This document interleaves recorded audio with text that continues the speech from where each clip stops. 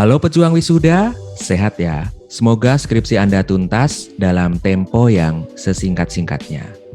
Di video ini, kita akan belajar mengenai cara membagi kelompok sampel yang dapat digunakan sebagai bahan baku utama dalam uji moderasi multigroup. Bagaimana caranya? Kita bahas di sini.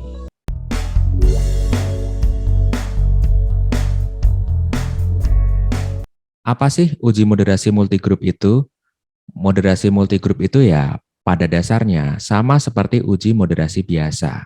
Hanya saja proses pengolahan datanya sedikit berbeda karena melibatkan dua kelompok sampel atau lebih. Kalau variabel pemoderasi kan udah pada tahu ya, variabel yang berpotensi memperkuat atau memperlemah hubungan antara variabel independen dan variabel dependen. Nah, dalam konteks uji moderasi multigroup, variabel pemoderasi digunakan sebagai dasar dari pembagian kelompok sampel yang kita peroleh, dengan tujuan untuk mengetahui perbedaan perilaku dari kelompok yang telah kita bagi. Misalkan variabel moderasinya adalah jenis kelamin, maka kelompok sampelnya kita bagi menjadi dua kategori, pria dan wanita. Atau kalau variabel moderasinya adalah jenis perusahaan, maka bisa aja kita bagi berdasarkan kategori perusahaan manufaktur dan jasa.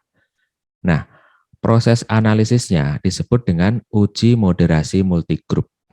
Pembagian kelompok dalam uji moderasi multigroup dilakukan dengan memisahkan sampel berdasarkan nilai rata-rata keseluruhan indikator dari variabel pemoderasi dalam penelitian kita. Sampel dengan nilai di atas rata-rata dimasukkan ke dalam kelompok 1, dan sampel dengan nilai di bawah rata-rata dimasukkan ke dalam kelompok 2. Contohnya seperti ini. Ini adalah sebuah penelitian dengan judul Peran Moderasi dari Gaya Hidup Praktis dalam Model Penundaan Adopsi Teknologi e-money. Studi pada perilaku konsumen di Indonesia. Modelnya terdiri dari 5 variabel. Ada penundaan, kompleksitas, persepsi resiko, skeptisisme, dan gaya hidup praktis. Penundaan merupakan variabel dependen dalam studi ini, yang dipengaruhi oleh kompleksitas, persepsi resiko, dan skeptisisme. Sedangkan gaya hidup praktis merupakan variabel yang dikonsepkan sebagai pemoderasi. Tujuan dari studi ini adalah untuk mengetahui bagaimanakah peran moderasi dari gaya hidup praktis dalam hubungan antar variabel tersebut. Nah, sekarang gimana cara kita untuk membagi kelompok sampel di penelitian itu? Pertama, kita bagi dulu data responden yang diperoleh menjadi dua kelompok. Proses pembagian kelompok dengan menjadikan nilai rata-rata kecenderungan gaya hidup praktis sebagai faktor pembagian kelompok. Responden dengan nilai gaya hidup praktis di atas nilai rata-rata dimasukkan ke dalam kelompok gaya hidup praktis tinggi. Sedangkan responden dengan nilai gaya hidup praktis di bawah nilai rata-rata dimasukkan ke dalam kelompok gaya hidup praktis rendah. Bagaimana cara menentukan nilai rata-ratanya? Nah, pertama kita buka dulu file Excel yang berisi tanggapan responden yang diberikan untuk indikator pernyataan dari variabel gaya hidup praktis. Kita kasih kode kan, G1, G2, G3, G4. Nah, ini kebetulan untuk indikator gaya hidup praktisnya itu ada 4 ya. Nah, dari 4 ini kita kasih skala 1 sampai 10. Tapi itu nanti bebas, tergantung dalam konteks penelitian kalian seperti apa. Mungkin ada yang menggunakan skala Likert 1 sampai 5, silahkan. Ada yang menggunakan skala 1 sampai 7, silahkan. Atau ada juga yang seperti saya menggunakan skala 1 sampai 10. Nah, untuk yang 1 itu berarti nanti yang respon paling rendah, kemudian yang 10 itu yang respon paling tinggi.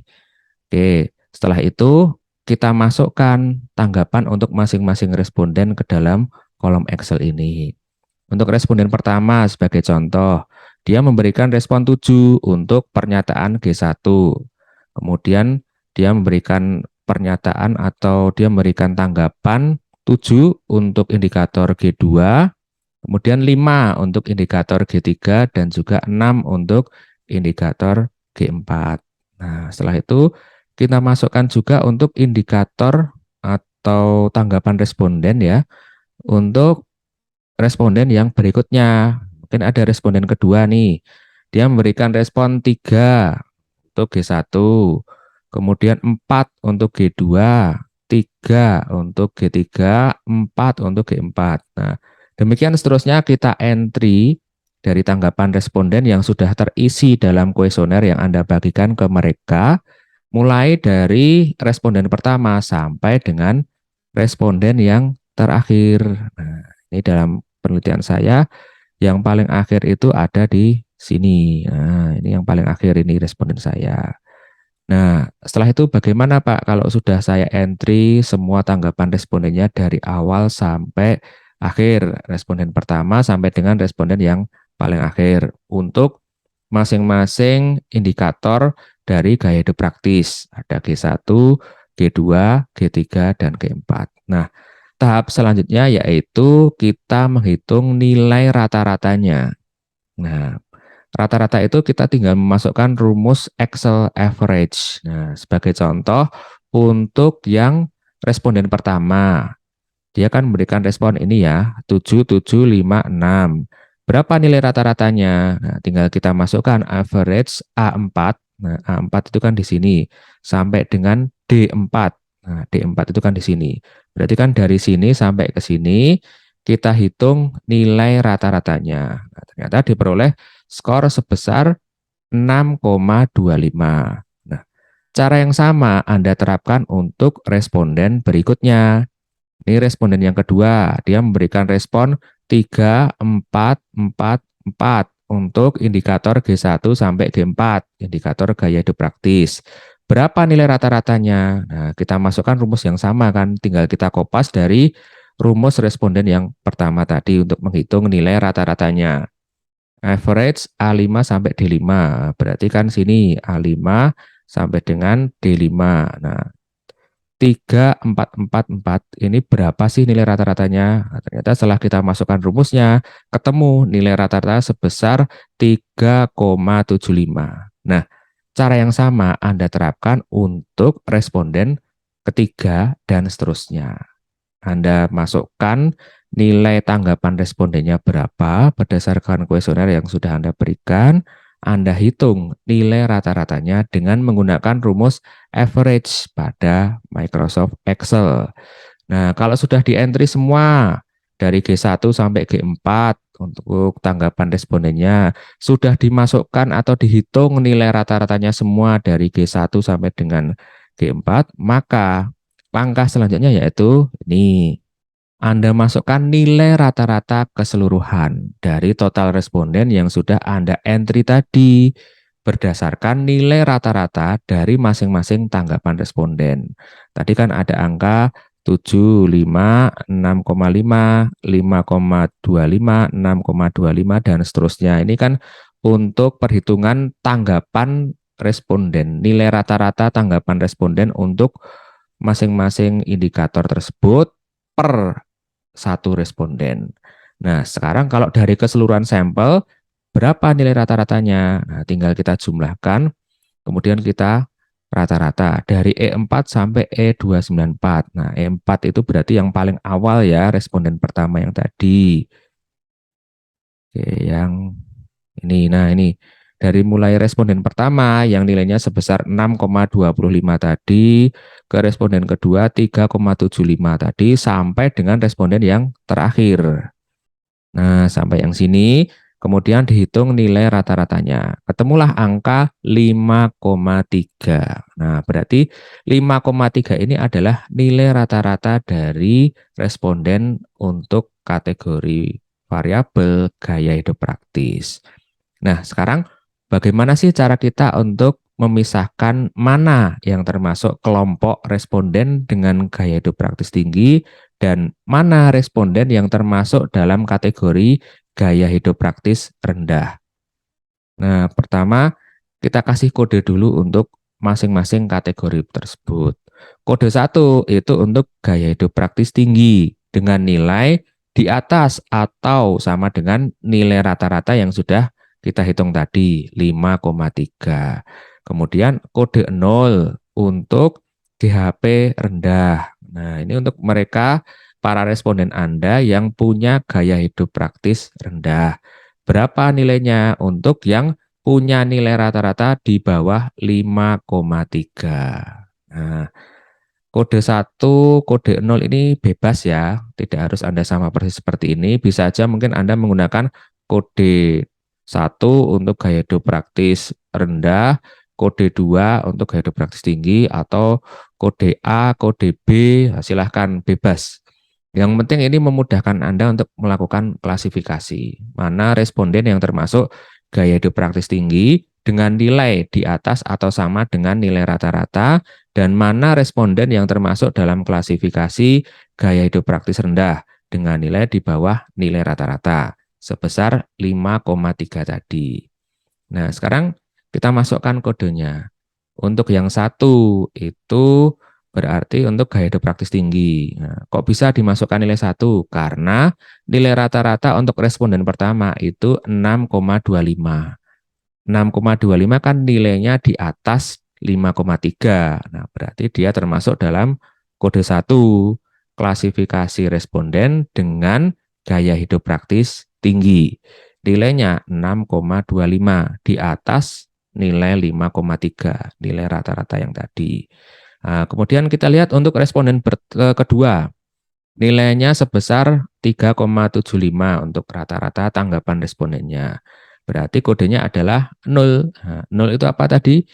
0 itu untuk klasifikasi responden dengan gaya hidup praktis rendah, yang nilainya di bawah nilai rata-rata 5,3 yang sudah kita hitung tadi. Kemudian untuk responden yang ketiga berapa nih? Oh, ternyata nilai rata-rata tanggapannya adalah 4,5 untuk hasil tanggapan G1, G2, G3, dan G4. Nah, 4,5 itu di atas atau di bawah 5,3. Nah, di bawah kan? Nah, karena di bawah 5,3 berarti kita kasih kode 0. Dia termasuk dalam kategori gaya hidup praktis rendah. Nah, hal yang sama Anda terapkan untuk responden nomor 4 dan seterusnya. Anda kasih kode 1 atau 0. 1 untuk gaya hidup praktis tinggi dengan nilai di atas atau sama dengan 5,3, 0 untuk responden Anda yang masuk kategori gaya hidup praktis rendah dengan nilai di bawah nilai rata-rata atau 5,3. Nah, simpel kan? Nah, sekarang kita paham ya, pembagian kelompok dilakukan dengan cara memisahkan sampel berdasarkan nilai rata-rata keseluruhan indikator variabel gaya hidup praktis. Setelah dilakukan proses perhitungan, diperoleh nilai rata-rata variabel sebesar 5,3. Sampel dengan nilai sama dengan atau di atas nilai rata-rata 5,3 tadi itu dimasukkan ke dalam kelompok gaya hidup praktis tinggi. Dan sampel dengan nilai di bawah rata-rata dimasukkan ke dalam kelompok gaya hidup praktis rendah.